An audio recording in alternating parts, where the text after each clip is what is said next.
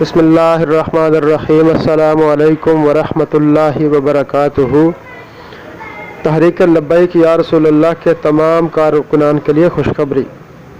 عدالت نے جن جن افراد کی ضمانتیں منظور کی ہیں وہ تمام عاشقان رسول الحمدللہ رہا ہو چکے ہیں۔ علامہ فاروق الحسن صاحب، پروفیسر علامہ شفقت رسول صاحب، پیر اعجاز اشرفی صاحب، ڈاکٹر شفیق امینی صاحب، علامہ شفقت جمیل صاحب، علامہ مفتی محمد رضا عابدی صاحب، مولانا ثناء اللہ صاحب، کل رات تمام افراد رہا کر دیے گئے۔ تمام علماء کرام اپنے اپنے گھروں میں تشریف لے گئے۔